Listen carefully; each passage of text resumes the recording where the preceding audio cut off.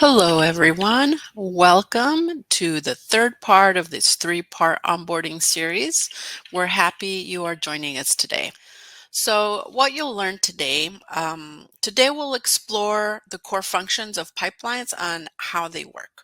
We'll discuss the importance of using templates to create seamless workflows. Additionally, we'll cover rules and settings of pipelines and give you a clear understanding of both your clients and your team's experience. So let's look at our agenda for today. We have workflow terminology recap. We actually covered that on the last webinar that we have, just briefly. We didn't get too deep into it, but we did superficially cover some of the terminology, and I'll go over that again today. We'll review how to manage templates, right? Why are they important to use and how do you copy templates into your library? How do you edit pipelines, how they work? And conditional automations, right? Why would they be useful and why would tags be useful in those conditions? We'll definitely get to cover that today. All right, so I'll move forward with the next step here. Let's review some of the terminology.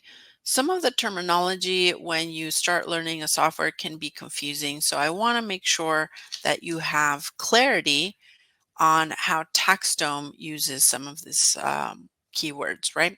So number one, a pipeline is a whole process that you use for potentially a service, right? It could be an internal process that you use. Ideally, it's a service that you want to put your client through. So that is a pipeline. Everything that we're talking about today is part of your workflow. So your workflow has a pipeline, has stages, right? There's tasks that need to be completed, and overall, these are called jobs. So I want to make sure you understand that our workflow section is exactly you managing a client through a service that you provide, right?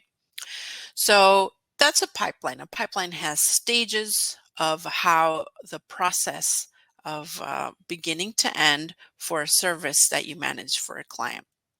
So stages are inside of that pipeline, and you can have as many stages as you'd like. It could be a lot of stages. It could be just 2 or 3 stages, but ideally you want to count on that chronological process for your clients.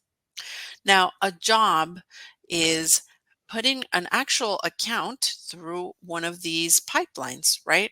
For example, maybe you have a client that you manage payrolling for, and you happen to have a payroll pipeline with a few stages of a process. And maybe that same client you do bookkeeping services for. So you would have a bookkeeping pipeline, and you can actually have one client go through many pipelines at the same time, and those would be called multiple jobs, right? Ideally, again, a job is an account that is actually going through one of your processes, one of your pipelines. Now, tasks can be found inside the stages. So in stage 2, if one of your team members needs to review documents, that's a task that needs to be completed. In stage 3, they need to maybe scan physical documents. Maybe they need to upload something to your tax software or input information. That can be a task, right? And your team needs to go in there and complete the task. We reviewed how to do that yesterday.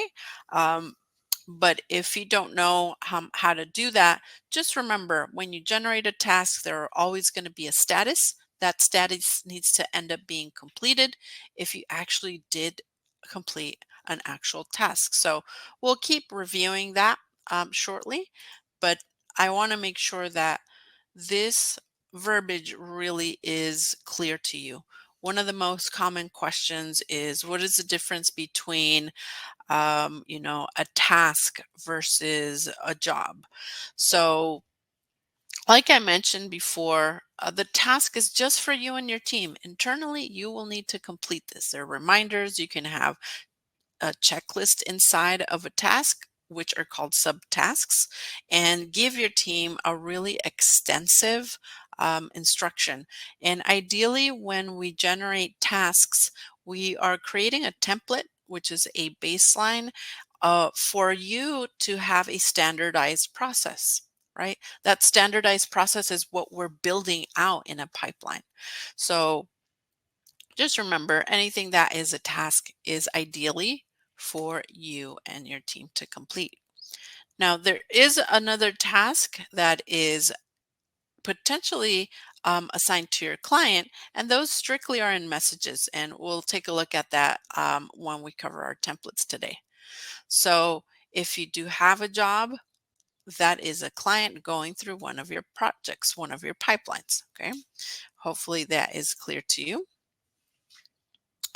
All right. So, we're going to start with covering templates, because if we can have something we can work off of, like a template, that makes our life easier. And TaxDome counts on a library of templates, of internal templates. And actually, we count with a marketplace in which you can even purchase templates if you wish to. Again, yesterday we covered the workflow section. We have tasks, we have jobs, and we also have these other sections. I didn't really touch upon them, but I'll talk about them now before we jump into our templates.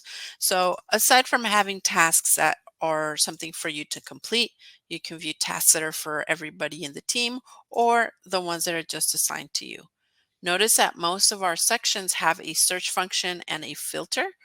That's always going to be easy for you to narrow down some information according to client, maybe according to tag, or a variety of amount of filters that we have available for you in each section. Okay. Now we covered tasks and jobs. We have a little bit of a better idea what that means. However, what is a job recurrence, right?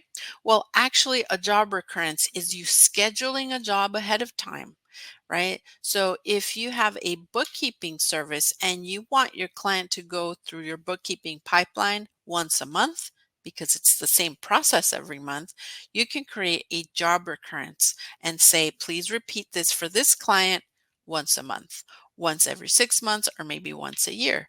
So that is a job recurrence. We'll take a look at how you set that up a little bit later on today. And here we have pipelines. This will give you a list of your active pipelines. You'll see if there's any active jobs in there. You'll see any schedule that is potentially predetermined so that you can create job recurrences, right? Some of these are every 6 months, every year, every month, and they're just predetermined. It doesn't mean that they will repeat. It means that if you do create a recurrence, they'll happen every year, every January 6th. All right, we also have the calendar view. If you have active jobs or tasks, you will be able to see them if you actually have due dates. Here I have a job that I have a due date for, right? This was actually in the past, and you can move forward to the current time frame. Don't have any active jobs or tasks that have due dates, so I won't see them here. But if you do, you'll have visibility. You also have this filter that you can make things narrowed down to maybe assignee accounts. Maybe you want to narrow down pipelines or even tags. Otherwise, you'll have to reset it if you did actually select one of these filters. And once you reset it, and hit apply, you should be back to see everything. For now, I don't have any examples here, but you probably will have this filled up once we start getting into a peak season, right? All right, so what I want to do now is go into templates. The template section, you'll be very commonly using it while you build out your pipeline, because this section will allow you to predetermine what messages will go out to your clients, how the verbiage should be. Maybe your proposals need to have your logo in there or tailored information. This is exactly where you want to go. Okay, so TaxDome really does account with many, many templates, right? So why would you want to use them? Like I mentioned, is to make your life easier, have pre-made things so that you don't have to struggle in writing a number one, an email from scratch, or always tailoring individual level proposals. You can have just a general proposal be sent out to everybody that goes through the pipeline. So in reality, it's just to make your life easier and have your workflow be a little bit more seamless. So let me show you the first thing. When you click on templates, the first thing it'll default to is marketplace. Okay. The marketplace is where you actually can sell your own templates if you desire to. You do have to have Stripe as a default payment provider. You can always set that up in the integration section under settings. That's just a side note. My main point is that if you become a master in TaxDome pipelines or any templates, you can actually sell them, which I hope you do eventually. You will notice that there are some free items that you can download, which is great. And we have a lot of categories here in which you can choose from. You can organize them by these filters here and be able to search anything that you need. You might be in Canada and you might be looking for a specific organizer, or maybe you're in the UK and you're looking for certain items. Although we have templates for other countries and even other languages, you can further find information and templates in this section. For now, we're going to not focus on the marketplace, but look at our firm templates. This is where we want to focus on today. So when you click on firm templates, you will see a few tabs up at the top.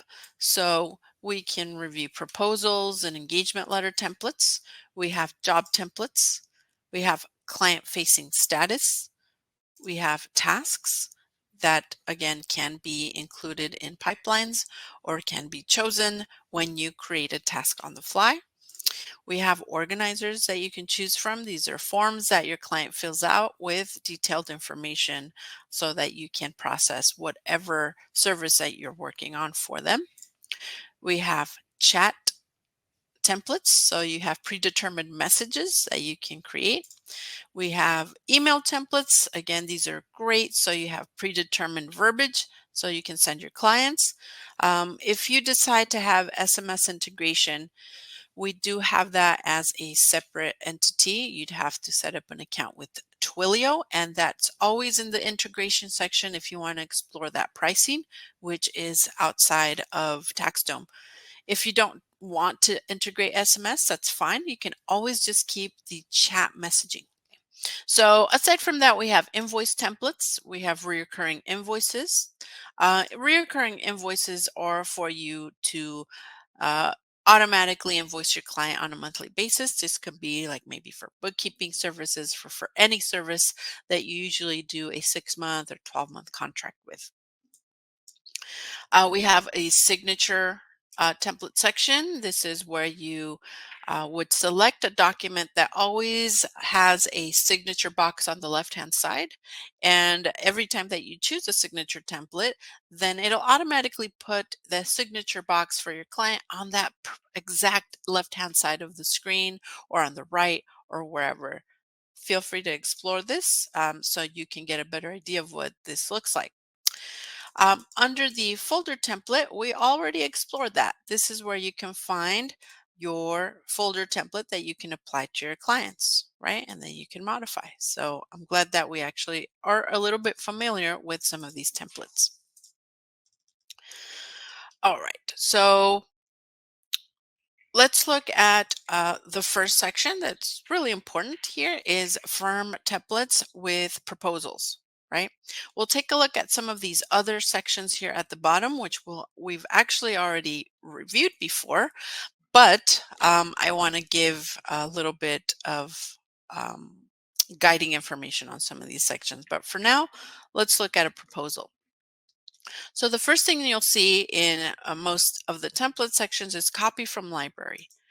if I click on copy from library, we have tons and tons of examples of potential verbiage that you can use for a specific kind of engagement letter proposal, right? For example, if you look at some of the ones that say ENUS, that's English, United States based verbiage, right? And we have English UK. This letter of engagement has verbiage that adheres to the United Kingdom, right? We have Australia, which some of this verbiage, right, adheres to Australian law. So you want to browse through these and see what makes sense for you. Ideally, if you're in the United States, well, make sure you look at the English US versions. We have just basic engagement letters. Notice that some say 2022 or later years. They were just examples from those years. You can always rename them, update those years, and that's not going to be a problem for you because everything here in TaxDome is editable, right? We have C Corp, we have individual tax return, we have LLC, nonprofit. We have so many examples that you can choose from. We have other languages, right? If you see something like ES, that's in Spanish. ES is for Spain. So feel free to explore to be able to see what adheres to what you're looking for. In my case, I'm just going to copy this. The way you copy something into your library, let's say this one, you just click on the square on the right hand side. So let's go ahead and click on it. You'll see that it will copy it to your library. So let me show you how you do that again, okay? So copy from library, you look for what you want to explore, and then you click on the little square on the side. Right? So that's how you copy it into your library because eventually you'll get to choose from these in order to add them to your pipeline. So for now, I'm going to take a look at this individual income tax. Now, in this section, you'll see the title, right? So you could rename it so that it makes sense to you. You can rename it so it makes sense to your client, right? We had some information there that's more for template titles, but now we want to tailor the information.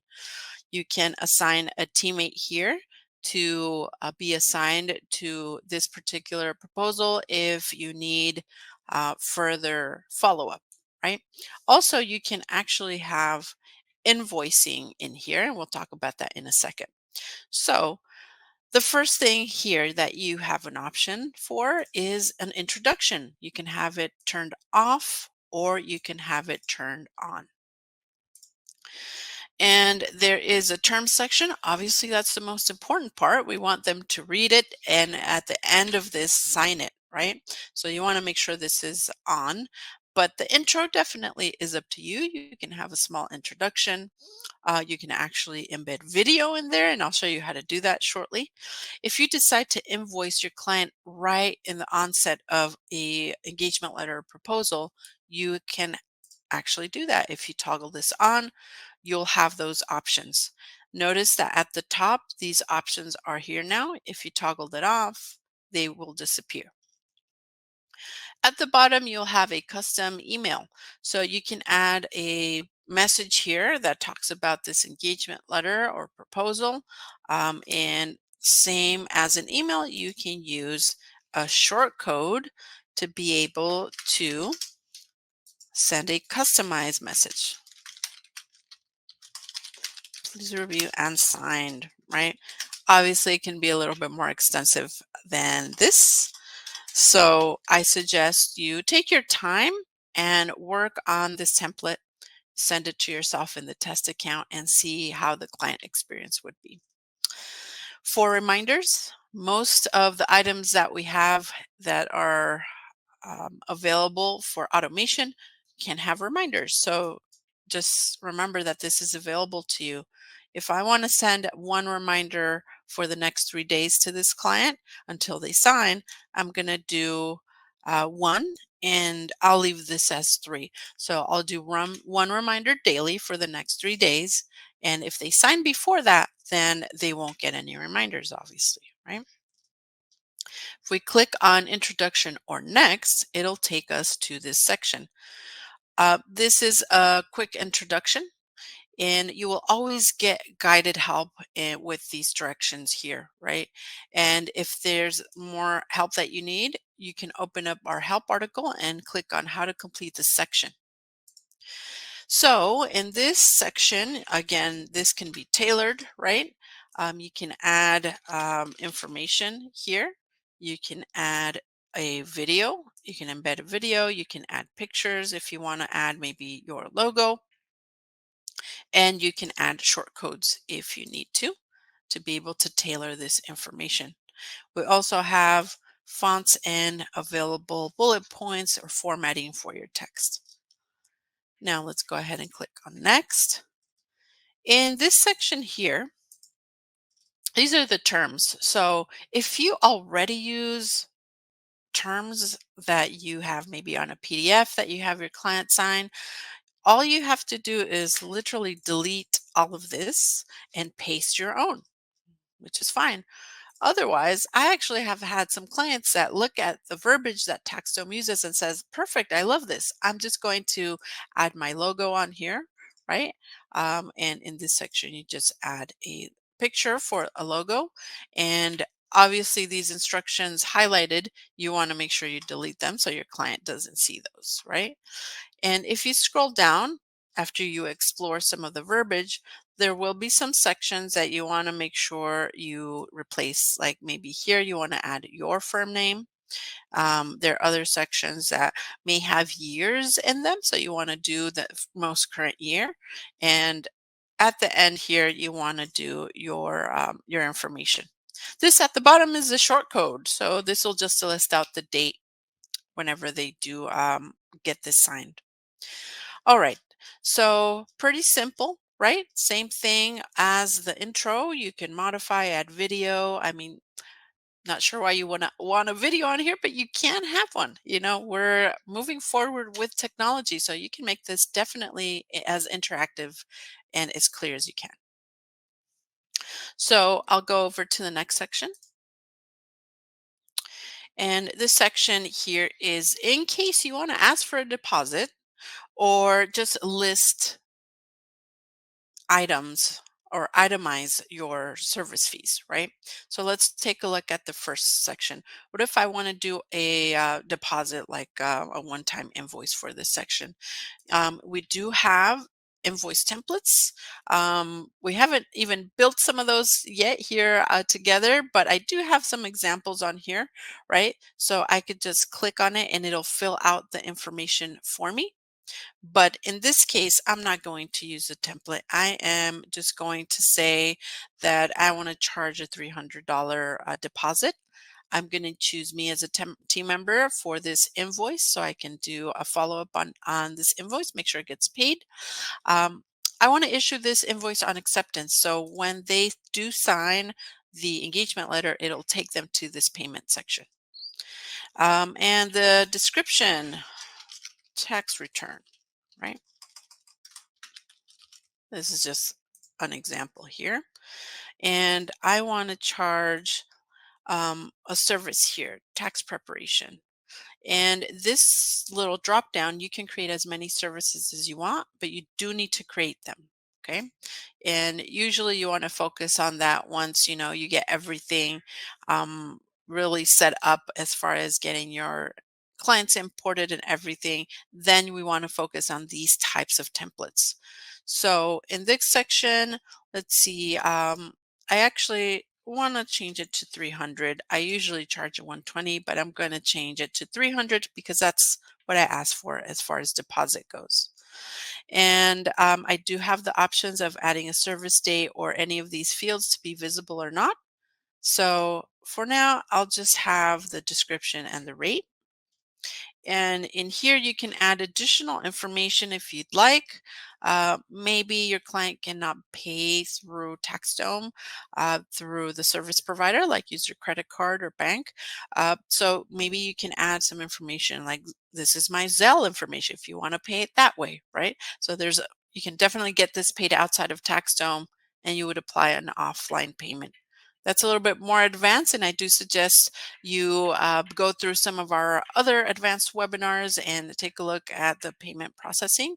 But for now, this is just a suggestion, as you could potentially have an invoice in the introduction. Let's say I don't really want to do a one-time invoice. If I want to do a recurrence, which means this is a contract for 6 months, then you add a 6 here. And same thing, you can add the information that you wish, like a quick description.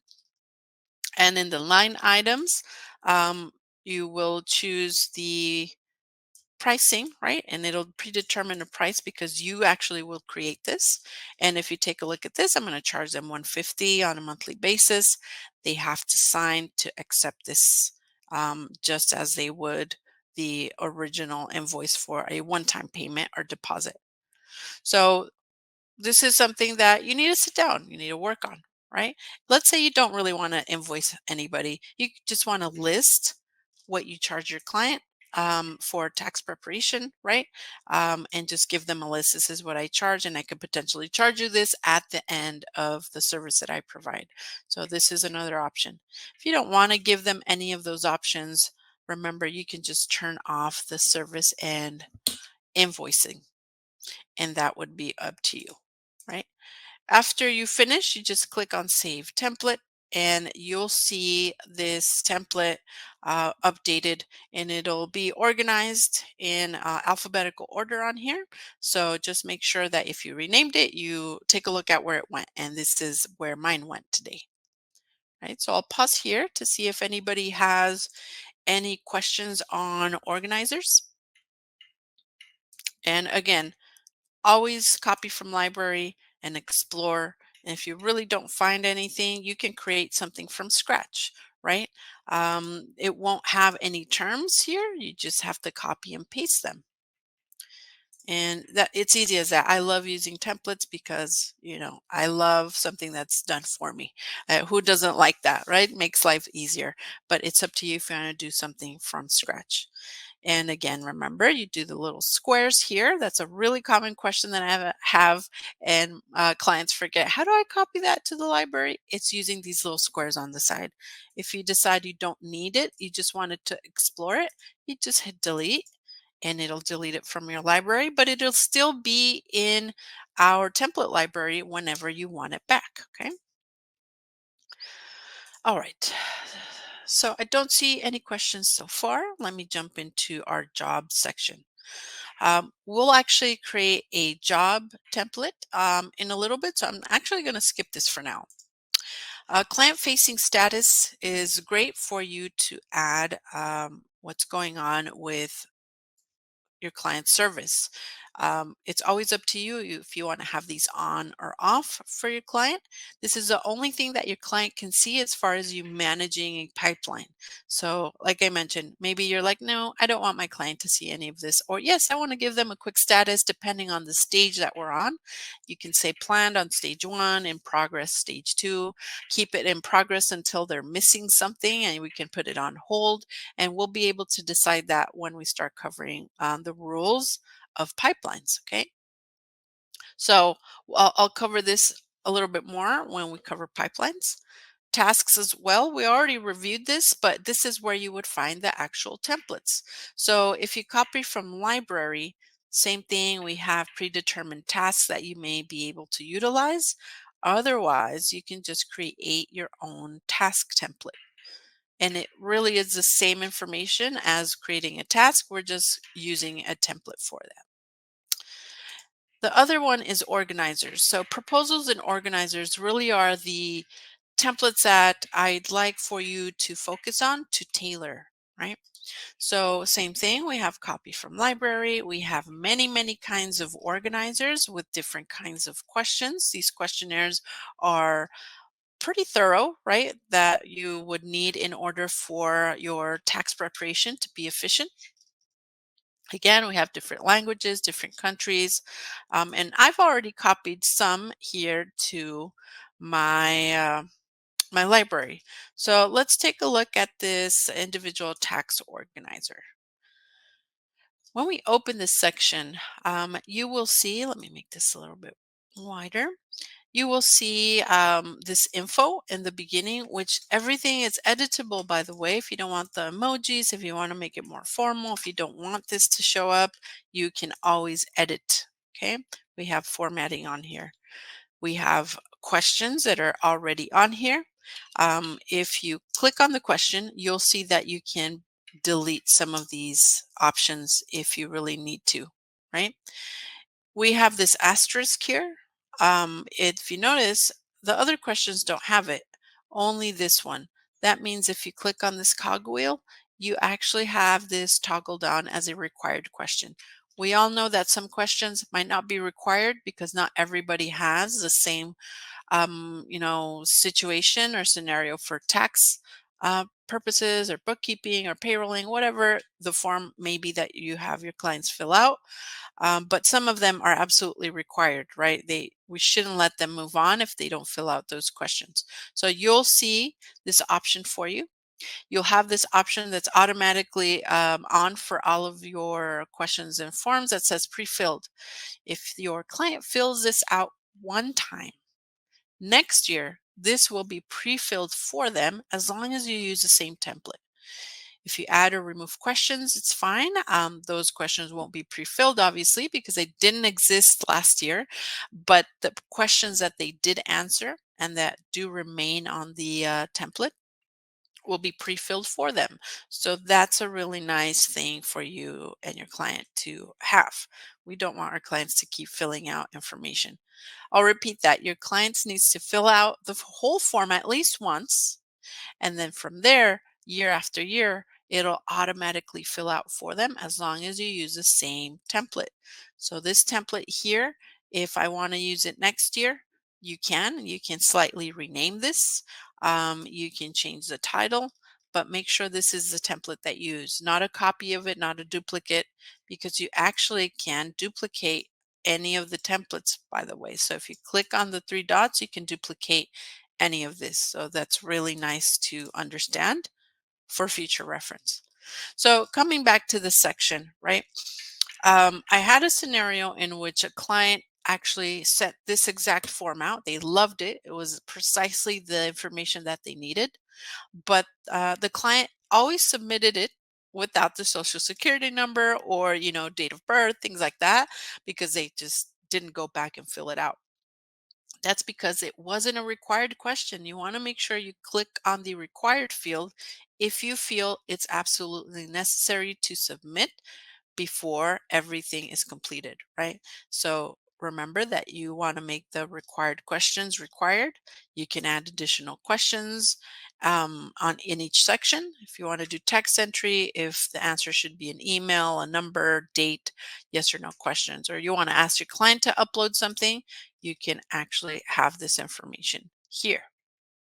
So let's look at the left-hand side. We have subsections in which they are specific to something. Here's the sections for address, the sections for general information. Are they married or single? And we have something called conditions. So for example, if you select single, right, then you shouldn't have to fill out spouse information. That's kind of common sense, right? But if you are married, you should be able to fill out spouse information. So the condition that we have pre-built into our forms is if I click on single, then skip the spouse section.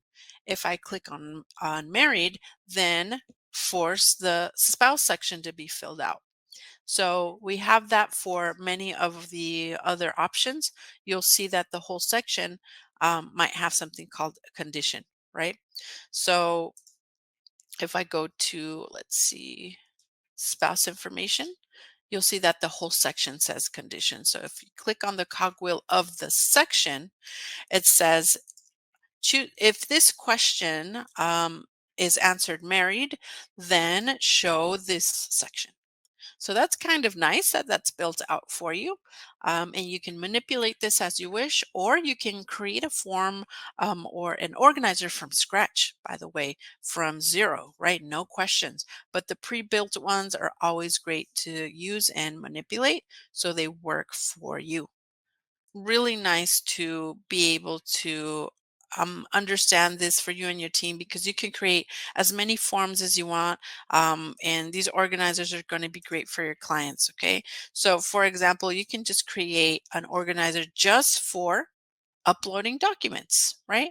Uploading those monthly statements for bookkeeping, right? So get really familiar with all of the template sections. And remember, if you ever get stuck, we have our help center. You can type in organizers in here, proposal templates, and you'll be able to get detailed instructions on how to manage the templates. And also, if all else fails, remember we have our chat support team that will be able to assist you with any question that you might be having in any of these sections. All right, so those are organizers, really simple. We have basic rules. You want to use the same template year after year so that they are pre-filled, and you can modify the templates as you wish at any time. If you feel you messed it up or something, you can come back and copy it again from the library, and it'll be brand new as you imported it initially. Okay, so the chats here, again, they're just predetermined information. And you could do something like, hi, this is your tax return is under review, right? We can give them small updates like this, and they'll get a automated email that says, hi, your firm just sent you a message. Please log in so you can reply to it. Okay. Otherwise, you can use just a client facing status so that there's no additional communication with the client. It's up to you. I just want to show you all the ways that you can interact with your client and utilize templates to predetermine those messages. So chats are similar to emails, right? However, in the chat section, there is something really nice that you could do. It's called client tasks. So just like the tasks that you and your team need to complete, these subtasks will allow your client to complete something like, um, click here when done, right? And your message can be, can you please upload your W-2? And when they do upload it, because they will have a little button that says attach, they'll be able to upload it. They will come here, check this little box out, and that can potentially create a trigger for your pipeline. We'll talk more about triggers in a little bit, but I want you to know that you can have little tasks here for your client to complete, not to be confused with internal tasks that you and your team need to be completed. Okay, these are just little check marks for your client. Emails are similar to the chats. They're, again, predetermined emails. This is like a welcome to the portal email that you can use for inviting your clients to the portal. Maybe you need to ask them to review something, right? The possibilities here are endless. Again, we have various library examples that you can use. At the bottom here, I suggest you, if you don't want to go page to page, you could do the 250 view so that you can see all of the as many templates as you can in just one scroll. Okay, so I love predetermined emails because I hate writing long emails, and if I can have one written out for me, that's amazing. Again, you can do this in this section.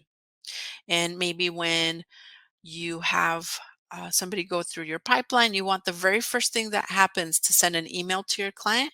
This is where you would create it so that it's tailored exactly how you want it to be. You can create it from zero, or you can use one of our templates. And I won't go through the rest just for the sake of time, but remember, templates are your friend. Now let's click on pipelines. In the pipeline section, this is where you can identify which pipeline you can use. So you can click copy from library. And again, we have various examples. We have 1040s, we have other languages, other kinds of tax processes, or, tax preparation. Um, we have general income tax, like for Canada, we have the T1s, T2s. We have United Kingdom. Again, we have payroll. We have everything on here you could possibly really think of as far as services goes, right? For example, this payrolling, I want to copy that, and you will see everything on here. Here it is, my payrolling example, right? So we'll take a look at a 1040 specifically because it's the most common, just like a general look at what a process looks like. So let me take a look at this 1040 tax return pipeline that I had previously copied into my library. When I click on it, um, I will see my actual pipeline, right? So when you click on workflow pipelines and then look at the pipeline that you have already copied to your library, it will show you a general view. This general view is just stage names, and they are actually chronological, right? So when you click on this particular view, it will be under workflow. But if you are under template and you click on that same pipeline, it'll take you to the meat and bones of the pipeline, which is the internal function, right? This is where you can edit what happens in each stage. For now, I want to take a look at the other view that is actually under workflow, because this is where I can see how my clients are doing, right? I actually have one active job here, and you can see that this active job is on stage 1. All right. So what what does this mean, right? When it's on stage 1, it means that I added a job, and I actually will add a job in a little bit so you can see. But what you can do here is actually drag and drop this client into different stages. Every time that you do that, the system will say, there's a few things that will happen. Do you want them to happen on the next stage? And you say yes or no, right? You uncheck them if you want them to move. If not, you could just cancel. You can predetermine or preview actually, what's going to happen in each stage by clicking on the lightning bolt with the number next to it. This tells you how many actions are in that stage, right? So you can always preview what's going to happen there. So let me focus a little bit on this particular job card.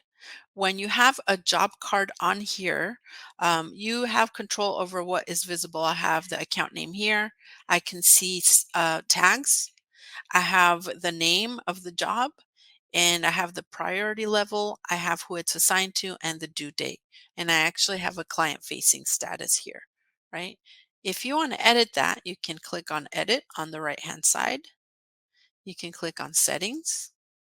And this section is really important. So when you do copy a pipeline to your library or you create one from scratch, the settings are important. Where it says available to, you want everybody in your team to be added. You as a firm owner won't be on there because you're the firm owner. You have access to everything. Otherwise, you want to add the people that are missing. If you don't add them, they won't see this job. They won't see this pipeline or any job for that matter that is under this pipeline. So make sure you add their name. Number 2, sorting. You saw that we had a job card on stage 1. Imagine if you have 15 jobs on stage 1. How do you want to organize them? Well, you could do alphabetical order. You can do time and stage, oldest or newest. And we have quite a few options, maybe by due date, when was it created, things like that.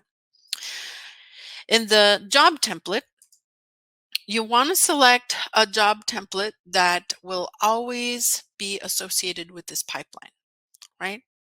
So I do want to actually create that, and we'll do it in a second. and assign it on here. Now, these fields here you have complete control of. If you want to see the account ID, which are the initials that will either be orange or green, telling you if they have an email or not in their account. Um, I do want to see the start date here. You might not have some of these options because I have a little bit of a higher access for beta versions that we're working on, but the items that you will have, again, feel free to toggle all of them on or all of them off so you can see how that looks like. For now, I'll just, keep it like this.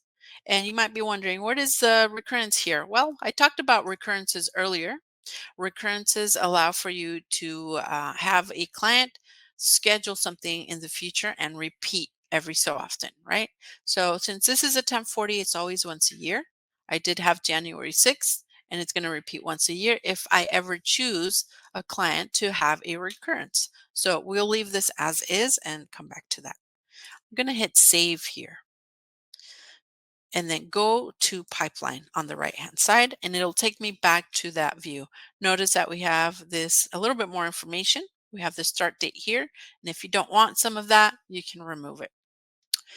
If you click on this box here, you will see this top menu that says delete, move, or archive.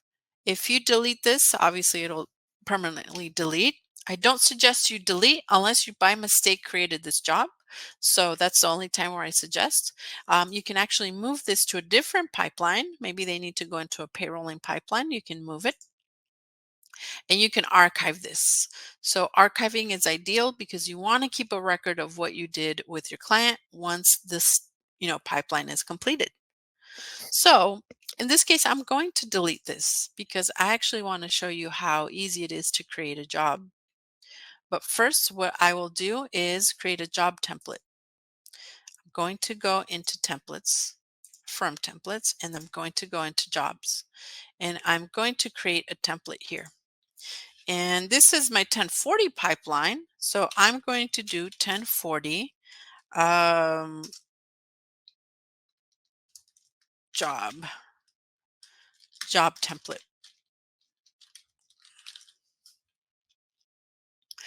And the job name is something that your client can potentially have visibility on. So I am going to do, let's see, last year. I want that automatically to be filled in, right? So last year's 2023. This year, if I'm working on any tax return, is usually going to be last year, right? So it'll automatically fill in. And if it happens to be a different year, you can manually change this. But what I'm doing now is creating a base template. So I want the job name to say last year, tax return. And if you want to add the account information, then you can. Let's see. Last year, tax return for account name, right? So that's nice to have to predetermine. The assignee section, I'm going to leave it blank because sometimes the job will belong to me. Sometimes the job will belong to some of my employees. So I'll leave that blank because again, this is a template. The priority, you can automatically by default have all jobs that are created be low priority or maybe medium priority. I'll keep it at medium.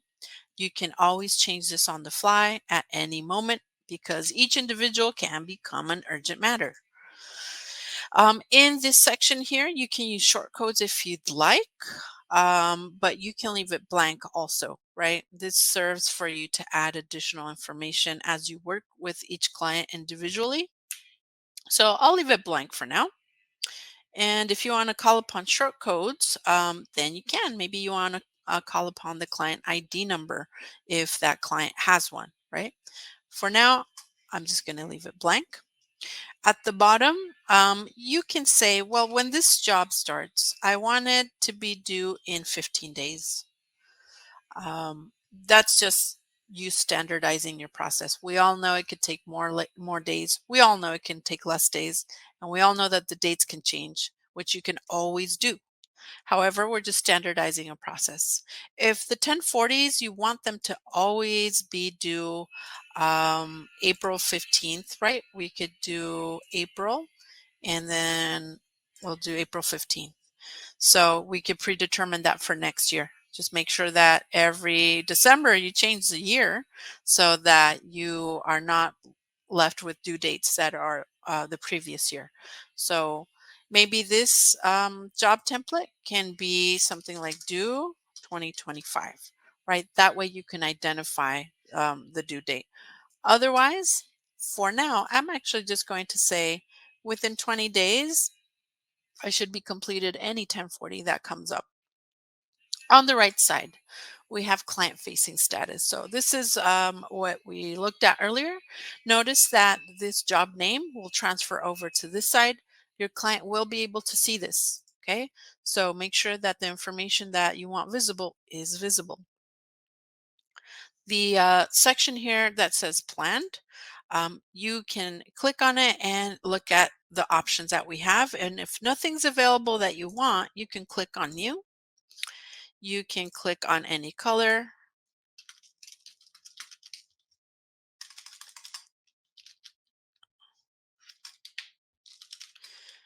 And you can do something like almost starting, right? You can be as formal or as casual as you want with your clients. This is your audience, right? So you want to make sure that you provide the correct naming conventions and messages.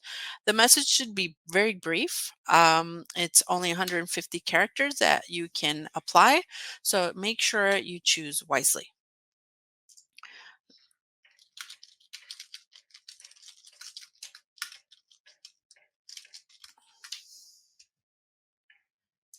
All right, so we're starting your tax return soon, right? That could be something that you might want to use. Again, some of these other sections have different verbiage. You want to change some of this if you need, because it says job, this job, right? Internally, we know what that means now, but maybe your client doesn't quite understand what that means. So you might want to change that if you need to, or you can leave it as the template shows. So that would be up to you. I'm going to choose that almost starting just because I just created it, just for example's sake. So I'll go ahead and save and exit. Okay. And let's go back to our pipeline that we were working on. I'm going to click on the settings section, and then I'm going to choose that newly created job template. So that way, this template is always associated with this pipeline. Now, when I go back to pipeline, the pipeline view here, general view, I'm going to click on add job. I'm going to choose my test account. And notice that the job template automatically was utilized and filled out all the information on here. Okay.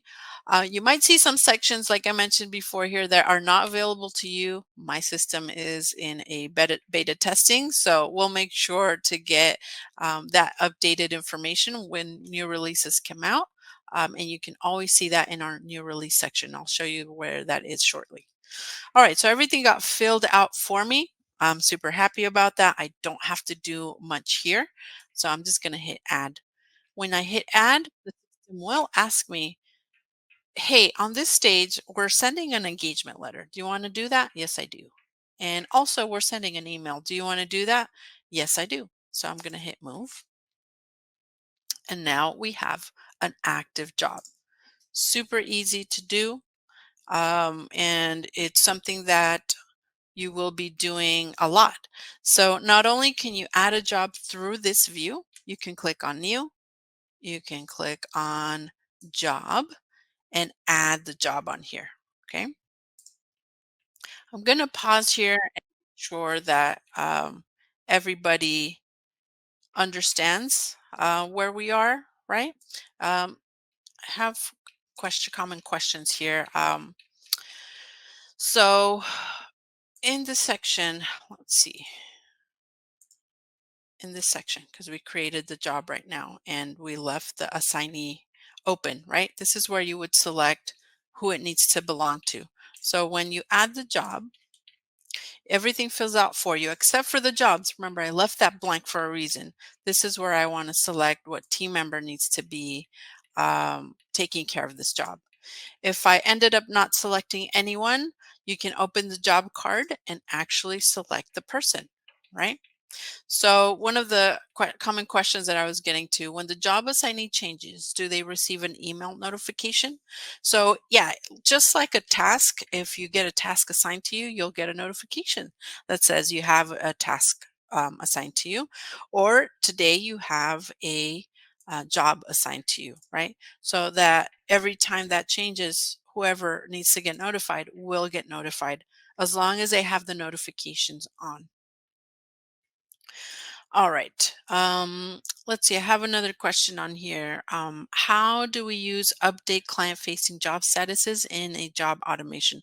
We'll get to the automation shortly. I know everybody's eager for that. Like, how do I make a change from stage to stage? We'll take a look at that in a second.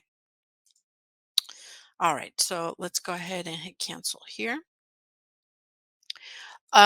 Jobs can be added on here. It can be added on this section right under job. And there's another way. If you click on clients, and let's say I want to filter by 1040. All my 1040 tags, please show up. All right, here they are. If I select all of these, I can click on add job. I will choose the pipeline, which is a 1040. And because we had that job template, everything filled out for me. I just have to add an assignee, which Catherine needs to be able to do these, right? And then all you do is hit add, and all 14 accounts with the 1040 tag will be automatically added as a job. Hopefully that made sense. I'm going to do that one more time because I went kind of fast. So if you want to add all of your 1040s to a pipeline, you want to filter by tag. Remember I said tags will be your best friend. So make sure you tag your accounts accordingly. 1040. The system already filtered by 1040 and I can see that on the right hand side. Check this mark and then add job. It'll tell me 14 selected accounts will go through this job. I'll select the pipeline. Mine is the 1040. The template automatically is associated so that it fills everything out for me. I do want it to start on stage number 1, so I'll leave it there. And, I'm good with everything else. All I need to do is assign it. Super easy to do, right? If I do hit add, then it'll ask, hey, do you want to send that engagement letter and those emails? And I'll say, yes, I do. I do want to move that. So it'll move the jobs into the pipeline that I selected. And you'll see active jobs. And I think it was, 12, 14 accounts that are active. So let's look at our jobs. So here we go. We have a whole bunch of jobs, right? And let's go into our pipeline here. Let's go back here. All right. So in this section here, I want to show you the functionality. Now that we understand how a job card looks like, how to create a job, how we can actually drag and drop to stages that we want, but we want things to move automatically from stage to stage. I don't want to be dragging and dropping my clients, right? So let's hit edit. In this section, in edit, you will be able to see the exact actions that will be going on for each account. Okay. So in each section here that you'll see, still you'll see the stage names. These are chronological and represent the different steps required to process your service, right? So the first thing that you want to do is, if you did copy a template, make sure that they make sense to you. If not, rename them, right? Maybe you don't want them to say whatever it says on here. Uh, Welcome section will be maybe the next one. One thing that I highly suggest is maybe you number some of these stages so that when you look at a pipeline view, you can actually see a number on here, right? So that's always going to be nice to review. And I'll show you how that looks like. If I click on workflow, whoops, let's save it. Remember to save it, guys. You don't want to lose all your work if you actually do any of these changes. So notice that there's a stage here, and now I can easily see that it's stage number 1 because I named it that way. So in my mind, this is a little bit easier. Maybe it doesn't matter to you. You just want to see the title of the section, like some of these, but it works for me. It's just a suggestion. Highly suggest you choose what best works for you. Okay. All right. So, oh, here they are. We have the, you know, 14 accounts that we added earlier. They will be visible this way. And if you ever need to filter by a certain assignee or account in particular, you can do it with the filter. However, otherwise, they'll be just listed in bulk like this. And you can see what's happening with each account by clicking on the job card. All right, we'll go back to the edit section. So I want to talk about the most anticipated thing here, the rules. How does this function? How does a pipeline function in TaxDome? Again, we have our first stage here. The first stage has an email that is sent out and an engagement letter or proposal. So you want to click on that and it'll open up a sidebar and it'll give you details on here. So what do you want for stage 1 to do, right? What do you want to complete? What do you want to happen? Well, number 1, I want a proposal to be sent. I worked hard on a template. So you actually look for the template, right? And I'm going to use this tax return engagement letter that I worked on. If you want to create maybe a business uh, pipeline, right? Corporate tax return, then you probably are going to look for that corporate engagement letter. For now, this is my individual tax return, so I will stick to this one here.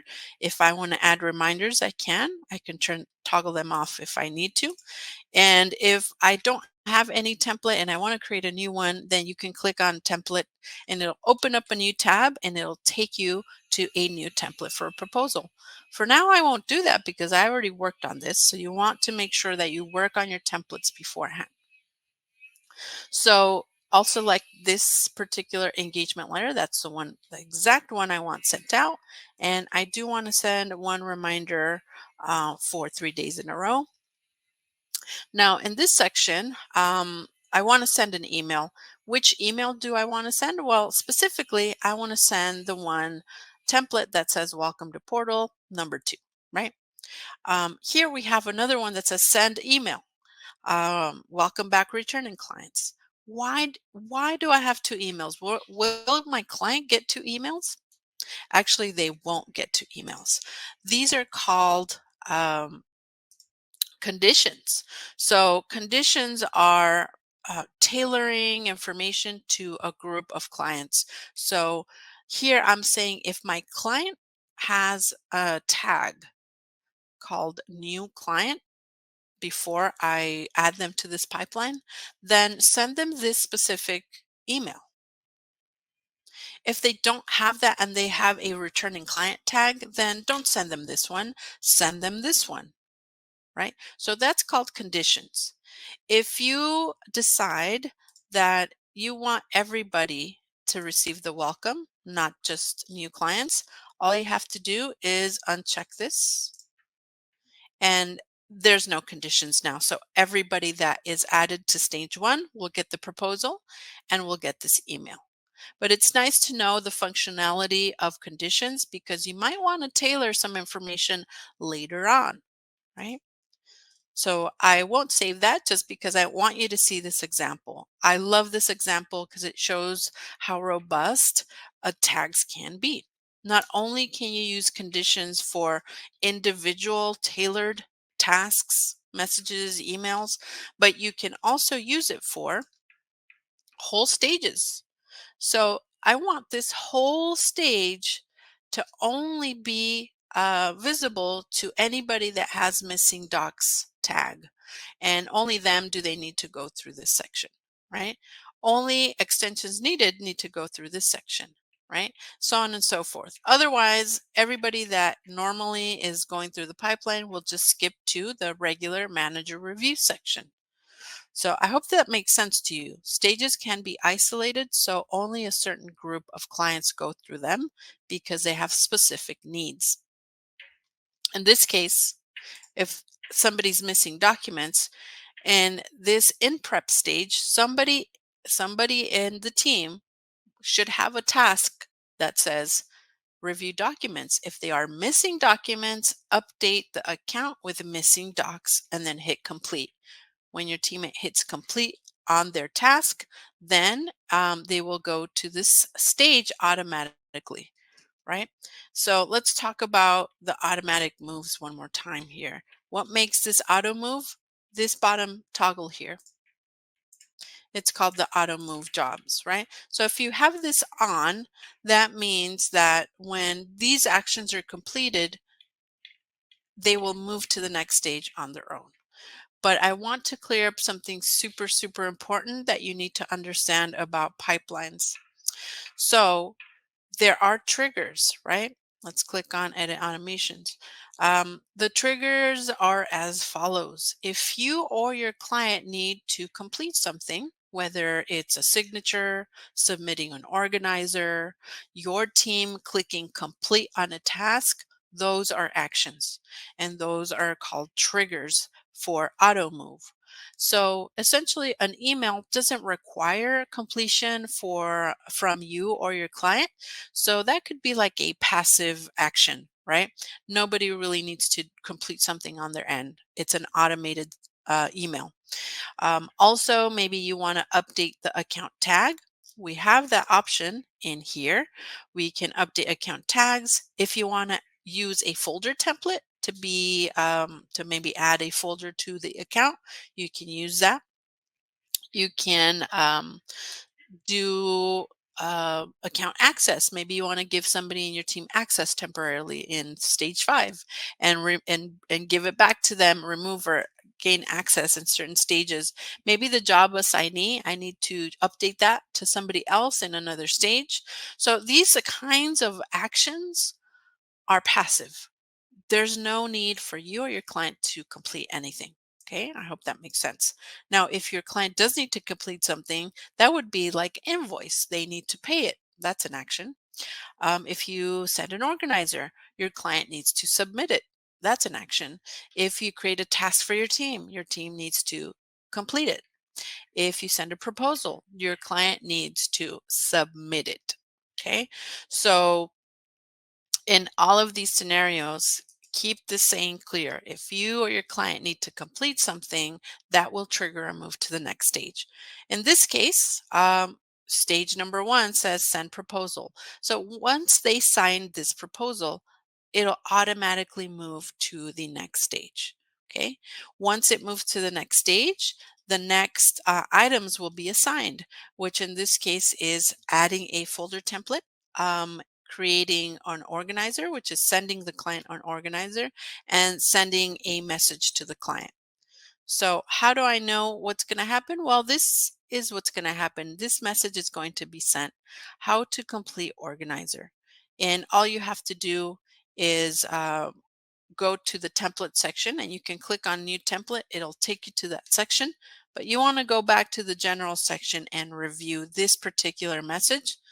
Make sure it's the one you want to send. Maybe the verbiage is not exactly what you want. Maybe you don't even want to send a message and you can delete this, right? What organizer do you want to send? Well, use the one that you worked hard on in tailoring, right? Because remember, the organizers can be lengthy and you might want to make sure it's correctly tailored for your business. So make sure you send what you need. Folder template, maybe I don't want to update a folder template for now, so I can delete that. And all I want to do is get the organizer sent. Once they submit the organizer, the stage will move to the next section, which is in prep. Homework for you that I can advise on is look at each section and rename it and make sure it looks like your process. 1040s are similar. We always have to make sure they are number one, information's gathered, you have all the data, you e-file it, right? But sometimes you might take different steps than your colleague that actually does exactly the same thing, right? Has a different firm, but you work a certain way. So you want to make sure that your stages are tailored to how you work. And then after that, start worrying about what happens in each stage.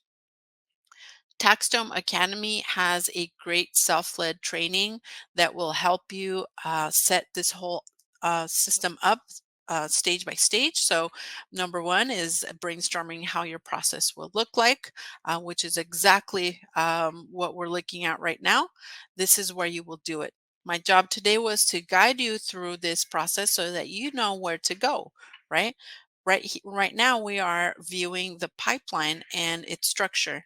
We can definitely edit any of these sections, delete some stages if we don't need them, right? We can add blank stages. We can have the auto move on or off. This is where you want to make sure everything is tailored. Okay, so I have questions on here and I'm going to pause and let's see. Is there any way for clients to move automatically through the pipelines, or do we need to move them manually? So I think I just answered that question. Um, Remember, you need to have this auto move on, and you need to make sure that the client completes whatever action is here, or if it's a task for you and your team, make sure you complete it. That way, everything moves on its own from stage to stage. However, I'll go ahead. I'm not going to save these changes. If you go back to the pipeline, and I'm going to click on workflow, pipelines, open this one pipeline, you can move them manually. Sometimes you'll have that scenario where it's a paper-based client. They might not have an email. They won't receive anything. They're going to go to the office and sign things, and still you want to keep track of them. Then you can definitely drag and drop. Um, these items, right? These job cards. So I'll click on move here and they're all of a sudden in the missing info section. And if I go to the next stage, any communication to the client won't get there, but if there's tasks assigned to you and your team, then you can definitely have them assigned to you and your team. Every time that you move from stage to stage, the system will ask you, hey, we're sending a message. Do you want to do that? And I'm going to say, no, I'm not going to do that because I'm already in communication with this client. I already talked to them on the phone. There's no need to bug them with an automated email, right? So you always have the option to do that. You also have the option to mark some of the tasks as complete automatically. And you can even unlink some of these because maybe the engagement letter doesn't really matter for this client because they signed in office, right? So you have that flexibility as well. And it's always nice because you want to keep track of somebody that is paper based or not. You want to know what stage they're on. You don't want anybody to fall through the cracks and, be forgotten because you know that peak season, once we get there, you're dealing with maybe a couple hundred clients at a time. And you want to make sure that you know what stage they're on. Another question that I have here, let's see. Can pipelines link to other pipelines? For example, can an onboarding pipeline feed into a tax workflow pipeline automatically? Um, you can't automatically feed into each other. However, remember earlier I said you can check this box here. Here we're selecting all of these, but maybe I only want to select this one. And if I hit move, then I can choose it to go to maybe a corporate tax return because I accidentally put in the wrong place, or they really do need to move to that pipeline, and maybe they need to jump into the review section because I don't need them to go through the intro, right? You select where they need to go. It'll tell you what will happen in that stage. And maybe I just want to skip it and then I'll hit move and it'll move it to that particular pipeline. So that's a really good question. Mm, This is only kind of a general, onboarding. But if you have very specific questions, remember our chat support is always there. Our chat support is amazing, and will guide you through any of these scenarios that you might be having trouble with, right? Again, the help center is always amazing, so you can get those step by step instructions. I personally always use a help center when I have very specific questions for my clients. All of those instructions are in our help center, right? So I always guide my clients to the help center because you'll not only learn from them, but you'll get those very detailed steps, very easy to follow. None of them are hard to follow. We make it really easy for you to keep learning. And remember, TaxDome Academy will guide you. The automation, the workflow automation training is great. Follow that automation workflow training from beginning to end to see everything that we covered today. And building out your pipeline. It will take some time. Usually takes a lot of time to work on those templates that we looked at earlier. But once you finish that, and you start testing by adding test accounts in your pipeline, it gets smoother and smoother as you go. Okay, so I want to make sure that you have clarity on that. I'm going to go back into this pipeline view. So in this section, notice that I have quite a bit of pipelines, but feel free, you guys, to delete some of the ones that you don't want, and that would actually be in the pipeline view. So under templates is where you can actually delete some of your pipelines. Let's say that you worked really hard on this 1040 pipeline and you want to duplicate it because you're going to change maybe some of the verbiage emails and change it so it could be your corporate tax return. So I want to duplicate this, and it'll duplicate with the number 2, right? Let me get this top one out of the way so it's not visually confusing. So we have this one, and I'm going to hit edit, and all I'm going to do is rename this, right? And maybe this engagement letter, because it's for individual tax returns, I want to do nonprofit because maybe this specific pipeline is for businesses and nonprofits. And I want this to specifically be for nonprofit. So I am going to create a nonprofit. And then let's look for nonprofit, should be here. There it is. So only if they have a nonprofit tag will they receive this proposal. Okay. And let's see, I want to delete this one. And if I add another proposal, I can say something like, let's see, partnerships, right?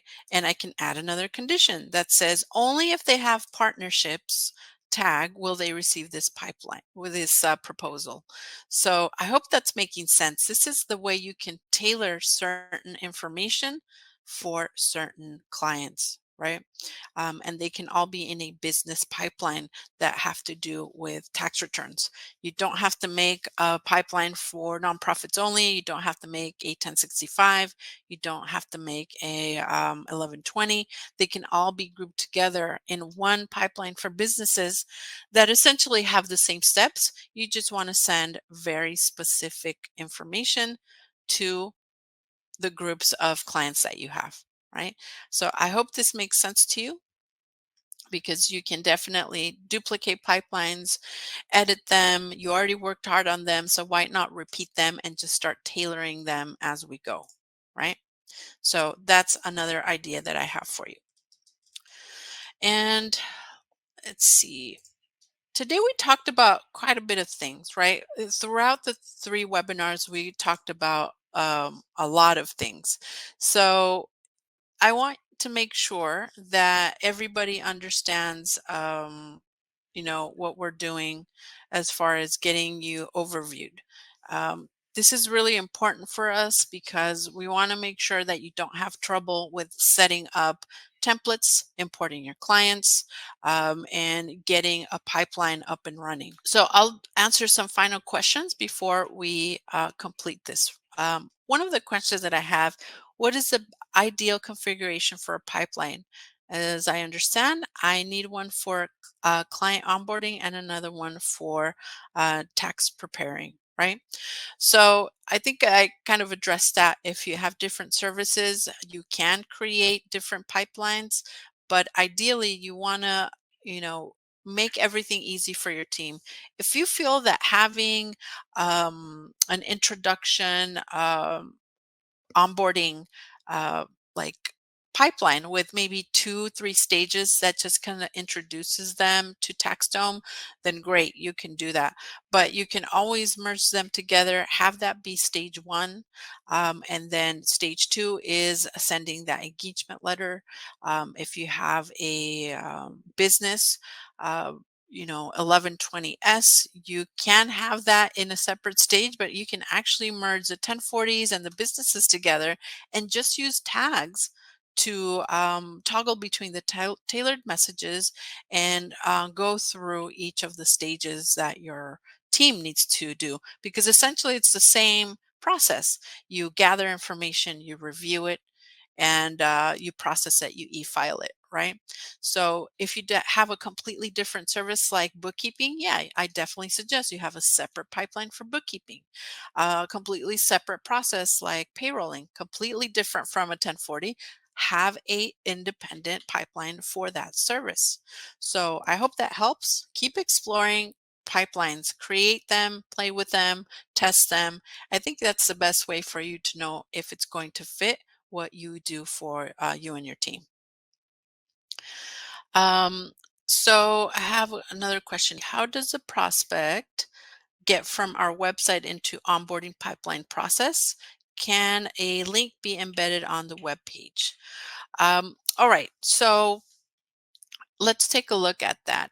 So remember I talked about this in the beginning stages, but if we go to settings and then we click on client sign up, you will see allow clients to self-serve sign up. If you have this on, when you log into your portal, your client logs into your portal, and I'll show you how that looks like. You'll have this button down here that says sign up. If they click on it, they'll be able to sign up to your portal. They'll set up an email, they'll set up information on here with their first and last name, right? So that way they will sign up on the fly for your services. So this is one way they can sign up, and you pretty much would give them this particular link here, right? You can right click on this and copy this link and it'll have them automatically sign up. Now the options that you can give your client upon that sign up, if you already have pipeline set up, you can set up a questionnaire. So for example, you'll see something like this. And if you say start jobs and trigger automation based on client sign up answers, this is amazing, guys. So take a look at this. If your client signs up and at the end you have this question, the question will say, which services are you interested in, right? You're signing up in my portal, what are you interested in? You can have individual tax return, corp tax return, or maybe still deciding, right? But if they choose individual tax return, you can have them automatically start going through a pipeline, right? And in this case, we could do, let's see, start pipeline. Where is my 1040? There it is, my 1040. And I wanted to go through, I wanted to use the job template that we created together. And if they select this answer, they'll automatically go through this pipeline. You don't even have to do anything, right? So you don't have to ask them to set up a password or anything because obviously they already signed up. They clicked on sign up for your portal. So that's amazing. If they choose corporate tax return, then they'll go through the corporate tax return pipeline. They'll automatically get that engagement letter and welcome email at the very beginning. So thank you for that question, for me guiding you and showing you this section. So really happy that you ask this. So if you guys are interested in your clients self-signing up, you can have these options here, or you can just have them sign up. The account won't have tags or anything. You want to make sure you go in there and you update the tags if they are a new client, right? So I hope this is helpful for you, and that this allows for you to have a little more clarity. We all know TaxDome can be complex, but once you have clarity on a lot of the features, it starts to get easy to review. All right, I'm going to address one last question and then we will conclude our session for today. What happens if someone deletes a job instead of archiving it? How does that affect invoicing and past actions?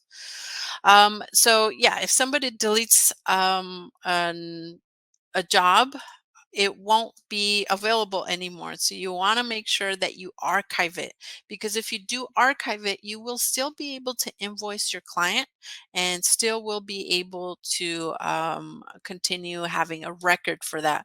But if you delete it, well, it's pretty much going to be gone, right? You won't have the associated information with that. So just make sure you archive. When you hit the very last stage on a pipeline, you archive it. You don't delete it. You want to make sure that you keep the record of the job that you worked on for the client, and the record will be there as long as you keep it there. It can be there for years, right, for your own reference.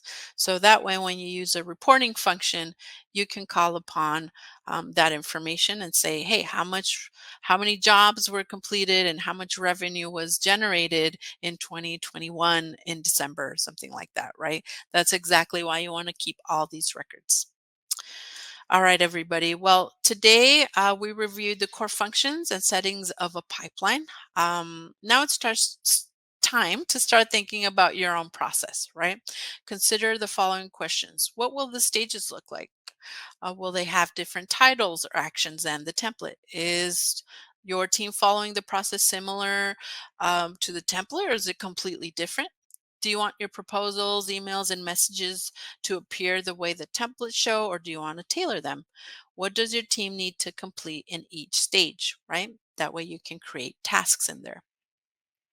So think about that, so that you can start implementing that in your own tailored pipeline.